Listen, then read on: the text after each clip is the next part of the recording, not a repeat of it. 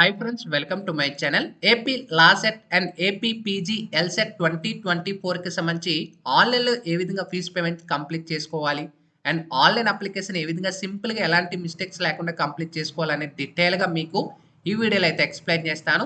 Video ఎక్కడ కూడా skip చేయకుండా ఎండ్ వరకు అయితే వాచ్ చేయండి. అలాగే ఛానల్ ఎవరైతే ఫస్ట్ టైం ఇచ్చేస్తారు సబ్స్క్రైబ్ అయితే చేయడం అయితే మర్చిపోవద్దు. AP LAWCET and AP PG ఎల్సెట్కి సంబంధించి లేటెస్ట్ అప్డేట్స్ అన్ని కూడా మన ఛానల్లో రెగ్యులర్గా అయితే వస్తూ ఉంటాయి. అయితే ఏపీ లాసెట్ 2024కి సంబంధించి ఆల్రెడీ మనకి ఆన్లైన్ అప్లికేషన్ అనేది స్టార్ట్ అయిపోయింది. అయితే మనకి రిజిస్ట్రేషన్కి సంబంధించి డేట్స్ కూడా మనకి రిలీజ్ చేసేసారు. 26th మార్చి నుంచి స్టార్ట్ అవుతుంది. అండ్ ఆన్లైన్ అప్లికేషన్కి సంబంధించి last date April 25th. And మనకి ఎగ్జామ్ టైమింగ్ చూసుకోవచ్చు. మనకి 09/06/2024 మనకి 2:30 PM to 4 PM లో మనకి ఈ యొక్క ఎగ్జామ్ అనేది కండక్ట్ చేస్తున్నారు.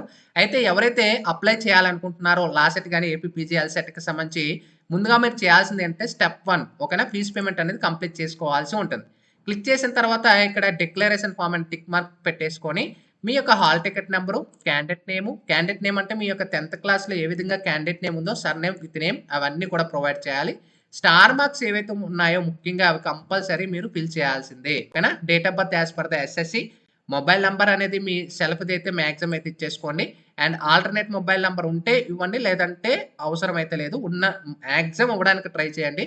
అండ్ ఈమెయిల్ ఐడి అనేది ప్రొవైడ్ చేయండి. నెక్స్ట్ మీరు స్ట్రీమ్ అనేది సెలెక్ట్ చేసుకోవాలి. Last 3 years entrance test for the admission for the BL LLB course చేద్దాం అనుకుంటున్నారా, 5 years కోర్స్ చేద్దాం అనుకుంటున్నారా, లేదా పీజీ ఎల్సెట్ ఎంట్రన్స్ టెస్ట్ కి సంబంధించి కంప్లీట్ చేద్దాం అనుకుంటున్నారు, సెలెక్ట్ చేసుకోవాల్సి ఉంటుంది.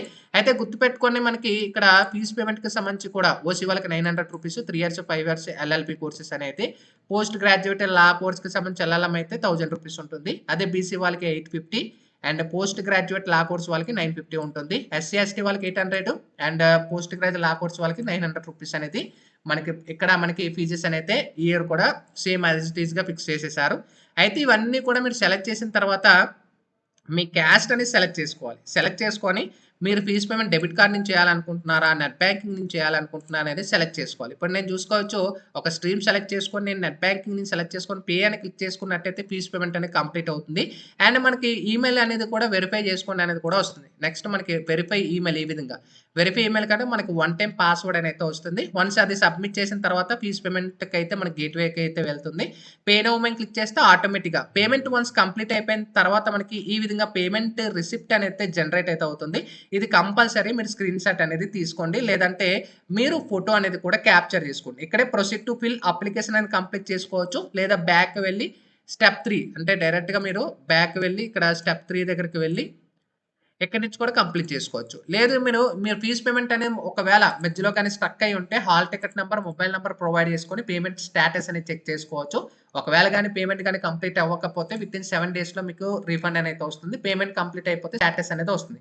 స్టెప్ 3 మీద క్లిక్ చేసుకొని payment reference ID, hall ticket number, mobile number, date of birth provide చేసేసుకొని ప్రొసీడ్ టు ఫిల్ అప్లికేషన్ కానీ మీరు క్లిక్ చేసినట్టయితే నెక్స్ట్ మీకు ఈ విధంగా ఇంటర్ఫేస్ అయితే అవుతుంది. చూసుకున్నారా, ఇక్కడ మనకి ఈ విధంగా ఇంటర్ఫేస్ అయితే అవుతుంది. ఇక్కడ చూసుకోవచ్చు, క్యాండిడేట్ నేమ్ చూపిస్తుంది, ఫాదర్ నేమ్ అనేది ఇవ్వాల్సి ఉంటుంది, మదర్ నేమ్ ఇస్తారు, డేట్ ఆఫ్ బర్త్ ప్రొవైడ్ చేస్తారు, gender male of female select చేసుకోవాలి. నెక్స్ట్ ఆధార్ కార్డ్ నెంబర్ అనేది ప్రొవైడ్ చేయాల్సి ఉంటుంది, రేషన్ కార్డ్ నెంబర్ ప్రొవైడ్ చేయాల్సి ఉంటుంది. అండ్ ఇక్కడ మనకి annual income of the parents అనేది బిలో ఇక్కడ 2.5 lakhs కంటే బిలో ఉన్నానికి ఎంటర్ చేయాలి. 1 lakh ఉన్నా ఇంకా ప్రాబ్లం అయితే లేదు.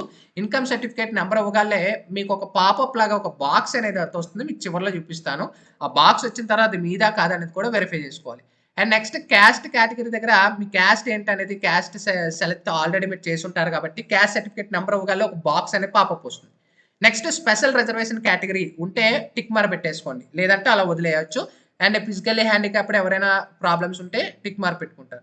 And minority and non minority అయితే అడుగుతుంది. ఎవరైతే ముస్లిమ్స్ ఎవరైతే ఉంటారో వాళ్ళు ముస్లిమ్స్కి వీళ్ళందరూ కూడా మైనారిటీలు అయితే వస్తారు, మిగతా వాళ్ళు నాన్ మైనారిటీ.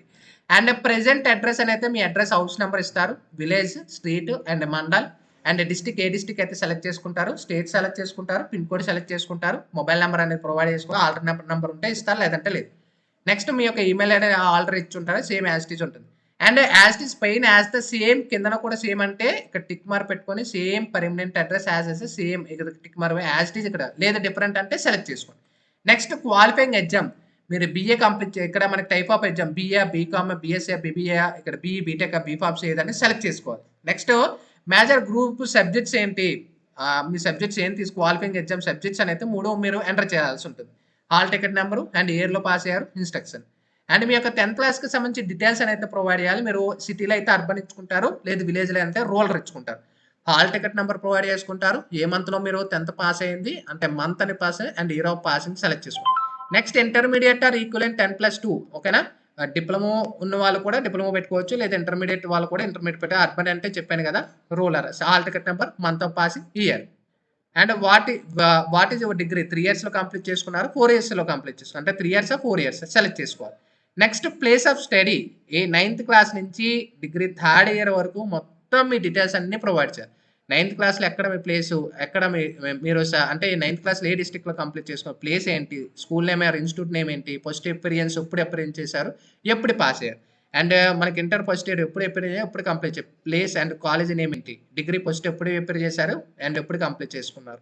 ఇవన్నీ సెలెక్ట్ చేసుకున్న తర్వాత లోకల్ ఏరియా అండ్ మనకి స్ట్రీమ్ అనేది సెలెక్ట్ మళ్ళీ మనకి ప్రైమరీ డిస్ట్రిక్ట్ అనేది సెలెక్ట్ చేసుకోవాలి. మీరు టోటల్‌గా మనకి ప్రిఫరెన్సెస్ అని అంటే అండి ఏ డిస్ట్రిక్ట్‌లో మీరు ఎగ్జామ్ రాయాలనుకుంటున్నారో ఆ ప్రిఫరెన్సెస్ అయితే ప్రైమరీ, సెకండరీ. ప్రైమరీ సెలెక్ట్ చేసుకొని ప్రిఫరెన్స్ 1, ప్రిఫరెన్స్ 2, ప్రిఫరెన్స్ 3 అండ్ సెకండరీలో కూడా ప్రిఫరెన్స్ 1, ప్రిఫరెన్స్ 2, ప్రిఫరెన్స్ 3 ఇవన్నీ సెలెక్ట్ చేసుకొని are you applying for ECET on the stream on the same date అంటే ఎస్ పెట్టుకుంటారు. లేదు కాదు ఎట్సెట్ ఎవరు అప్లై చేయాలి నో పెట్టుకోండి.